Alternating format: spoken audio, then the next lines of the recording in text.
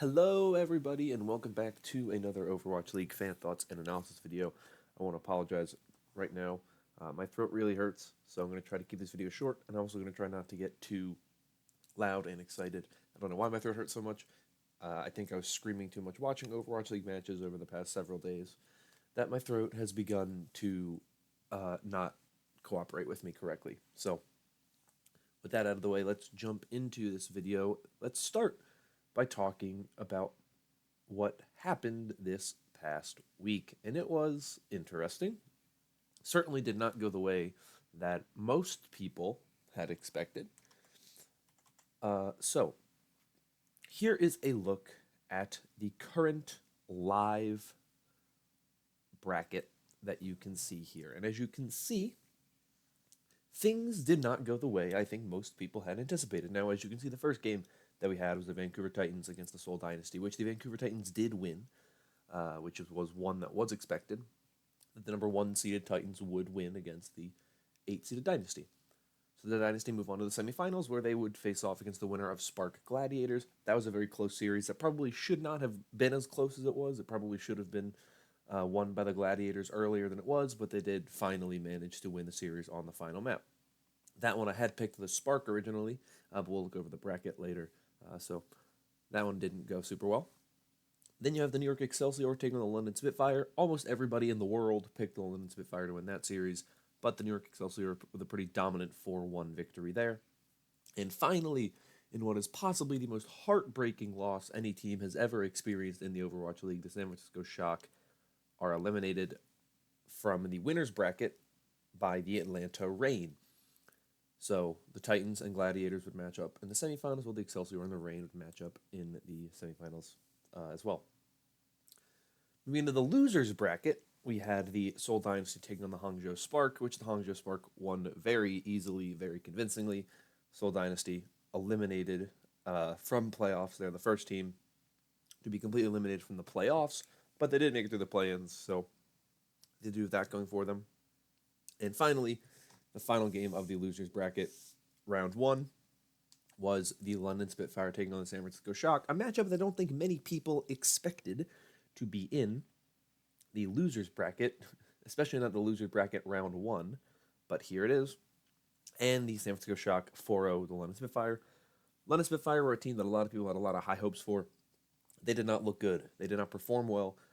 They really were not a super impressive team so far this playoffs, and that's why they're out. They didn't look like a team that was competing at a high level, so I don't believe that they really should have made the playoffs. And I think when you think about it, at the end of the day, maybe the Shanghai Dragons should have made the playoffs. They probably would have been a better performing team than this London Spitfire squad that we got, because they didn't look good.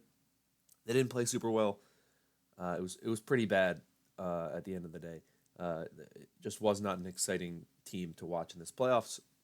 Yes, they did manage to take a map off New York, which was pretty impressive because New York was playing pretty well, but they just weren't able to do anything against the Shock. Even when the Shock took out Sinatra, and they took out Stryker, and they took out Smurf, and they took out Choi Hyobin, they put in Nevix, they put in Architect, they put in Rascal, put in Super, which obviously, like, Rascal and Super are two players that were playing for the most part this season, and then they also, put in Architect who's been playing a lot. But Nevix was the surprising one, and Nevix actually looked pretty good. I think he may have actually looked like a better Sigma than Choi Hyobin. I don't think Choi Hyobin's looked all that great on Sigma, so it is what it is.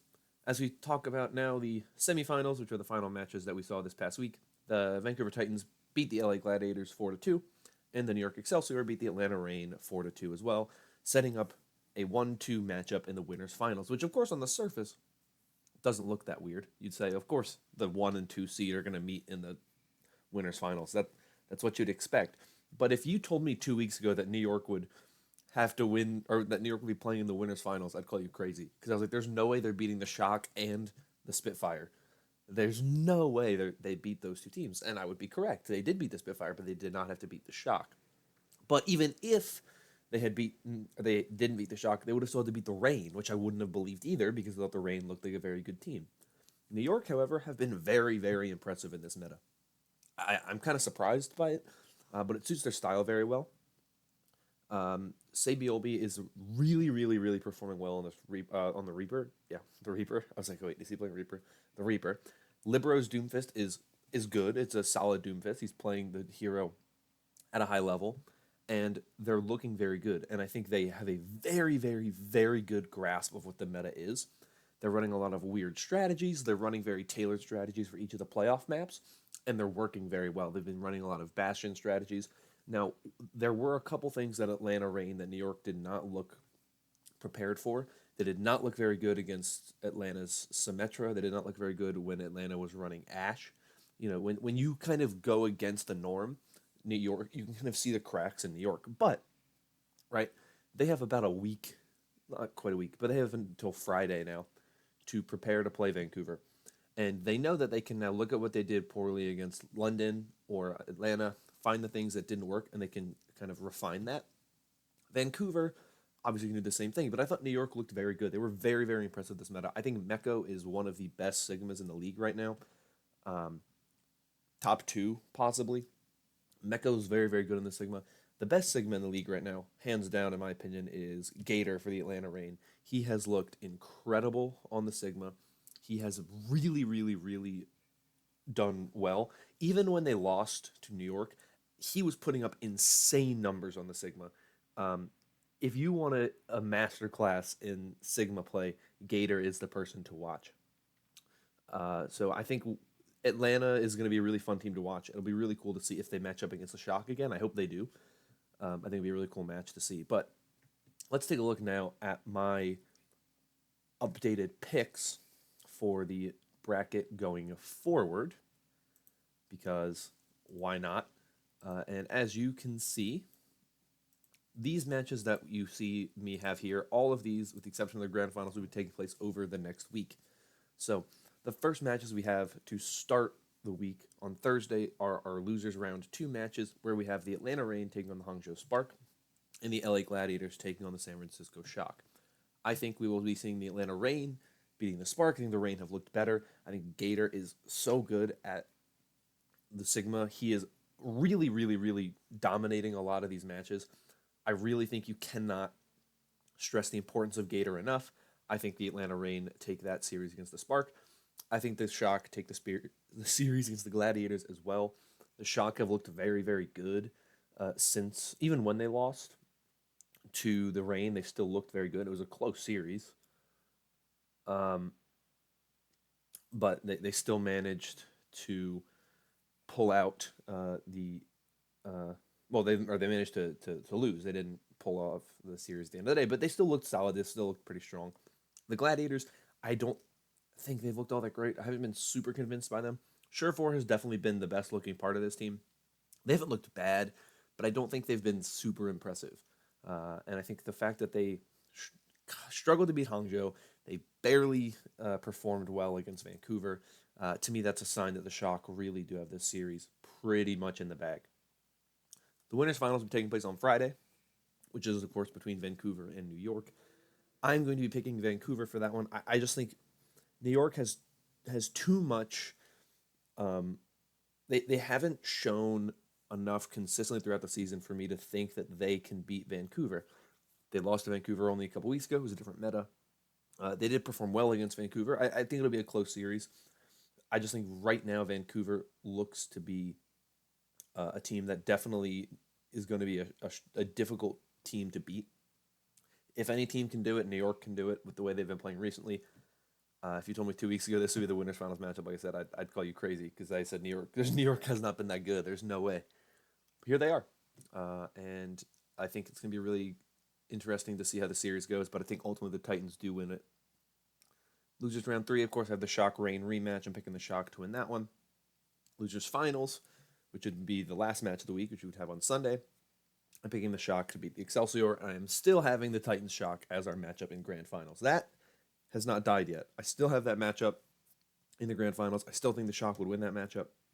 I still think the Shock are looking really, really good as a team, but there are definitely cracks for this Shock team. They don't look like the best team in the league, far and away like they were. I still think they look very strong. I still think they should be the favorite going forward, but that is where I put that new bracket, my updated bracket. But let's take a look, just for fun, at my old bracket, my original bracket. And as you can see, this is it's a pretty bad bracket. It's a busted bracket. I got I got one thing pretty heavily right. I picked the Titans to beat the Dynasty. That happened. All the other round one matches did not go the way I had picked. I picked the Spark, they lost. I picked the Spitfire, they lost. I picked the Shock, they lost. Losers round one, I did have the Gladiators beating the Dynasty and eliminating the Dynasty, so that did happen. So I was correct about that. Excelsior, I had losing to the Reign. Not only did New York not lose to the Reign, it was also in the winners bracket that they played. And as you can see in the semifinals, I had the Titans beat the Spark, which I guess technically did happen in a way. They beat the winner of the Spark Gladiators. I had the Shock beat the Spitfire. Well, that didn't happen because the Shock aren't there in losers bracket. Wait. And then it just starts getting bad. Then I have the Shock winning the winners finals, but that can't happen. Then I have the Titans in the losers bracket and the losers finals. But then I have the grand finals, which is still Shock versus Vancouver, which could still happen. So it's a weird bracket. It's a little bit crazy, and it did not go at all as planned, but it is what it is. It's going to be, I think, a really interesting finish to these playoffs. My old bracket, of course, very, very busted. But as long as my finals matchup can still happen, I'm not too worried. But yeah, that's everything I have for you today.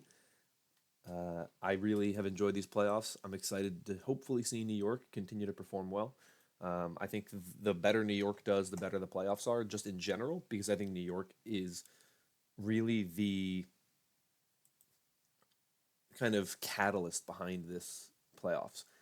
Not necessarily like, New York has to do well because it's New York and they're, the story of the Overwatch League goes through them. But I think with the history of New York and the way they've been, I think the fact that they are playing better makes the playoffs more interesting because they're kind of a wild card in a lot of ways, and you can never count them out. So every matchup they're in, they're guaranteed at worst third place.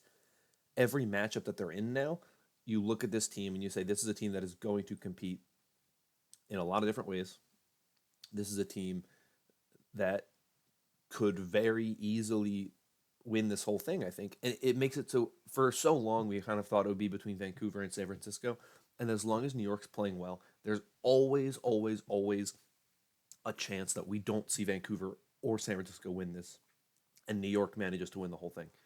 And it makes it so much more interesting when you have more than just these two teams that are dominating everyone. It makes it a lot more interesting, a lot more entertaining. So I'm excited to see how these playoffs go, and I'm hoping that we get some really good matches from here on out. But I have nothing else for you guys, so thank you for watching. If you enjoyed, consider liking and subscribing, and comment down below your thoughts on anything playoff related. But I will see you all next time. Hope you all have a wonderful day, and I'll talk to you all later.